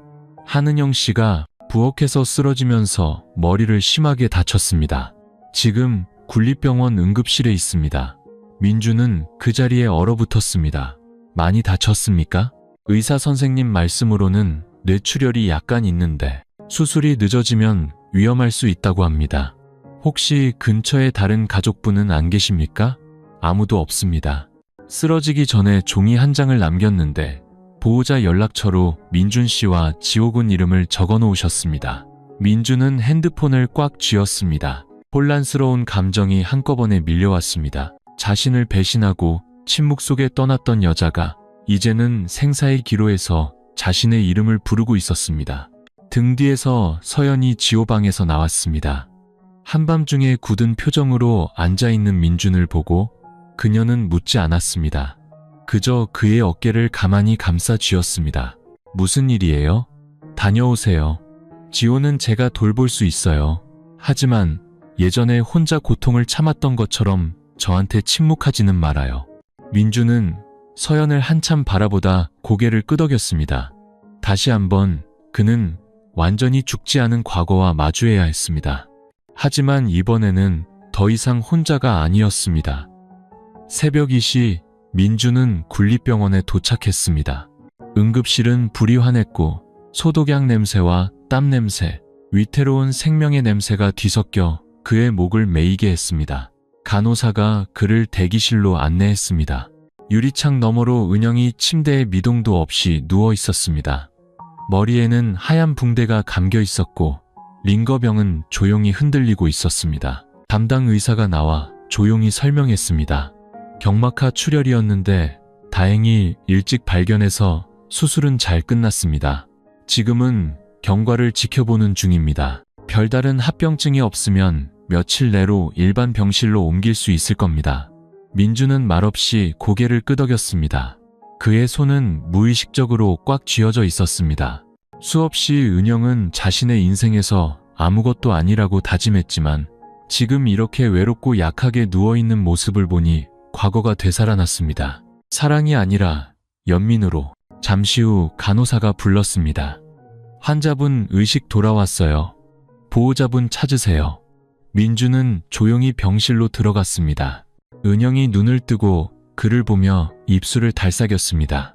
와줬구나. 안 올 줄 알았는데. 민준은 대답하지 않았습니다. 그는 물을 따라 침대 머리를 올려주고 그녀 손 가까이에 컵을 놓아주었습니다. 은영은 눈을 깜빡였습니다. 촉촉한 눈가. 만약 내가 못 깨어났으면 지호 데리고 절에 한 번만 와줘. 애 엄마가 자기를 버린 게 아니라고 알려주게. 당신 그렇게 쉽게 죽을 사람 아니야. 민준이 담담하게 말했습니다. 당신은 아직 아들에게 제대로 된 사과 한 번 못했잖아. 은영이 웃었습니다. 창백하지만 진심이 담긴 미소였습니다. 당신 여전히 직설적이구나. 그래야 내가 무너지지 않으니까. 그녀는 잠시 침묵하다가 조용한 눈으로 그를 바라봤습니다. 있잖아. 그날 법원에서 나오고 나서 매일 당신한테 다시 전화하고 싶었어. 하지만 내겐 더 이상 자격이 없다는 걸 알았어. 자격이 필요한 게 아니야. 그냥 사람답게 살면 되는 거였어. 아이한테는 완벽한 엄마가 아니라 거짓말하지 않는 엄마가 필요했던 거고 내가 모든 걸 잃었다는 거 알아. 하지만 오늘 당신이 와준 걸 보고 깨달았어. 다시 되돌릴 순 없지만 어떤 것들은 진심 어린 말 한마디로 매듭지어야 한다는 걸. 민준은 작게 고개를 끄덕였습니다. 그의 눈에는 더 이상 분노도 용서도 없었습니다. 더 이상 미움을 짊어지고 싶지 않은 한 사람의 눈빛이었습니다. 병원비는 내가 처리하라고 말해둘게. 푹 쉬어. 태어나면 아이 만나러 와도 좋아. 하지만 엄마로서만 그 이상은 안 돼. 알아. 은영은 눈을 감았습니다. 더 이상 바라는 거 없어. 동이 트기 전 병원을 나선 민준은 첫 차를 타고 도시로 돌아왔습니다. 집에 도착하니 지호는 아직 자고 있었고 서연은 식탁에서 따뜻한 차를 마시며 그를 기다리고 있었습니다. 그녀는 아무것도 묻지 않고 그저 기다렸습니다. 민준은 자리에 앉아 그녀의 손을 잡았습니다. 나를 가게 해줘서 고마워. 그리고 내가 돌아왔을 때 여기 있어줘서 고마워. 서연은 바람처럼 부드럽게 미소 지었습니다. 과거를 지우라고 강요하지 않아요. 다만 낡은 문을 확실히 닫고 저와 함께 앞으로 나아가주면 돼요. 할 수 있겠어요? 이제 정말 할 수 있을 것 같아. 민준은 주머니에서 반지를 꺼내 그녀의 손바닥에 놓았습니다. 지난번엔 말로 청혼했지만 오늘은 약속으로 청혼할게. 서연은 그를 안았습니다. 더 이상의 말은 없었습니다. 그 순간 말하지 않아도 두 사람은 알 수 있었습니다. 늦게 찾아온 행복이라고 해서 잘못된 행복은 아니라는 것을. 3월의 어느 아침, 햇살은 부드럽고 바람은 상쾌했습니다. 민주는 서연의 손을 잡고 작은 가든 카페의 마당으로 들어섰습니다. 그들의 결혼식이 열리는 곳이었습니다. 호화로운 예식장도 화려한 무대도 없었습니다. 오직 서연이 직접 고른 화분들과 부겐빌레아 덩굴 아래 놓인 낡은 나무 테이블, 그리고 그들을 진심으로 아끼는 사람들 뿐이었습니다. 몇몇 동료, 이웃, 지호의 옛 선생님, 그리고 과거의 삶에서 여전히 곁에 남아준 친구들. 지호는 작은 회색 정장을 입고 마이크를 잡았습니다. 오늘 사회자는 저예요. 아빠랑 엄마가 결혼해요. 저는 기뻐요. 여러분, 박수 많이 쳐주세요. 왜냐하면 우리 아빠 엄마는 서로 진짜 사랑하거든요. 사방에서 웃음이 터져 나왔습니다. 6살 아이가 어른들의 마음을 울리는 말을 할 줄 누가 알았을까요? 민준과 서연은 거창한 예식 없이 사람들 앞에 서서 손을 잡고 단 한마디씩만 약속했습니다. 민준이 서연을 보며 단호하게 말했습니다. 당신은 내가 아무것도 남지 않았을 때 우리 부자에게 왔어. 과거를 묻지도 아픔을 잊으라 강요하지도 않았지. 그저 묵묵히 함께 걸어주었어. 오늘 나는 당신을 다시는 혼자 걷게 하지 않겠다고 약속할게. 서연이 그를 보며 눈가를 붉혔습니다. 훌륭한 아내가 되겠다고 약속하진 못해요. 하지만 우리 가족의 편에 항상 서 있는 친구, 엄마, 그리고 여자가 되겠다고 약속할게요. 당신이 지칠 땐 곁에 앉아 있고 아이가 울 땐 두 팔로 안아줄게요. 마당은 조용해졌다가 이내 우레와 같은 박수 소리로 가득 찼습니다. 바로 그때 지호가 달려와 주머니에서 직접 접은 종이 반지 2개를 꺼냈습니다. 녀석이 말했습니다. 제가 아직 금반지는 못 사지만 아빠가 저한테 편지 써주던 종이로 만들었어요. 아빠 엄마가 좋아했으면 좋겠어요. 민준은 아들을 안았습니다. 서연은 몸을 숙여 민준의 손에 종이 반지를 끼워주었고 민준은 조심스럽게 그녀의 손에 반지를 끼워주었습니다. 금은 아니었지만 그것은 그들의 인생에서 가장 값비싼 반지였습니다. 조건 없는 사랑으로 만들어졌으니까요. 결혼식 후 민준, 서연, 그리고 지호는 익숙한 작은 아파트에서 함께 살기 시작했습니다. 서연이 정식으로 이사 온 것입니다. 매일 저녁 그들은 함께 요리하고 장기를 두고 책을 읽었습니다. 서연은 지호에게 그림을, 민준은 셈을 가르쳤습니다. 작은 집은 웃음소리로 점점 커져갔습니다. 몇 달 후 은영이 다시 한번 찾아왔습니다. 이번에는 서연이 집에 있는 오후였습니다. 새어른은 차를 마셨고 지호는 베란다에서 놀았습니다. 은영이 작은 상자를 내밀며 말했습니다. 아이가 어릴 때 사진이에요. 오랫동안 간직했는데 이제 두 분께 드리는 게 맞을 것 같아요. 내 아이에게 진정한 의미의 가족을 만들어주셔서 감사합니다. 서연은 상자를 받으며 부드럽게 미소 지었습니다. 언니는 여전히 지호 엄마예요. 이 문은 닫힌 적 없어요. 아이에게 상처만 주지 않는다면 저는 언제나 존중할 거예요. 은영의 눈에 눈물이 고였습니다. 그녀는 작게 고개를 끄덕였습니다. 아무도 더 말하지 않았지만 그 순간 세 사람과 옛사람은 대립하지 않고 한 아이를 위해 조용히 화해했습니다. 결혼 1년 후 민주는 일기장에 이렇게 썼습니다. 나는 한때 배신당한 남자는 잃을 것이 없다고 생각했다. 하지만 이제는 안다. 가장 소중한 것은 내가 지켜낸 것이 아니라 다시 시작하기 위해 용기를 내어 믿었던 것이다. 행복은 우리가 완벽할 때가 아니라 무엇을 지켜야 하는지 알 만큼 충분히 상처받았을 때 찾아온다. 책장 위에는 여전히 지호의 그림 한 장이 걸려 있습니다. 세 사람이 손을 잡고 있는 가족 그림, 그리고 그 아래에는 삐뚤빼뚤한 글씨가 쓰여 있습니다. 아빠, 엄마, 그리고 나. 우리는 서로 닮지 않아도 괜찮아. 사랑하기만 하면 돼. 한 남편의 배신, 그리고 핏줄이 다른 아이를 키운 한 아버지의 이야기는 수많은 시련과 고뇌, 그리고 쉽지 않은 선택으로 가득 찬 여정이었습니다. 그는 복수를 선택할 수도 있었고 모든 것을 버릴 수도 있었습니다. 하지만 그는 그러지 않았습니다. 조건 없는 선의로 아이를 키우기로 선택했습니다. 다른 사람을 위해서가 아니라 스스로를 해방시키기 위해 용서를 선택했습니다. 그리고 심장이 한번 산산조각 났음에도 불구하고 다시 사랑하기 위해 마음을 열기로 선택했습니다.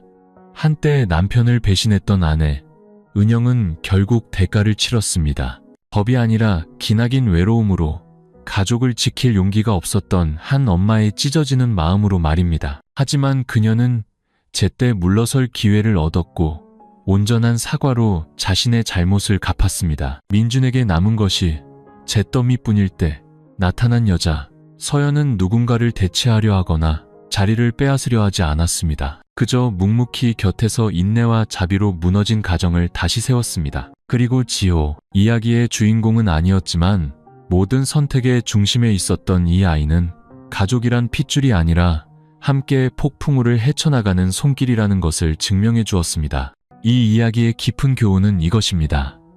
누구도 상처 주지 않을 만큼 완벽한 사람은 없습니다.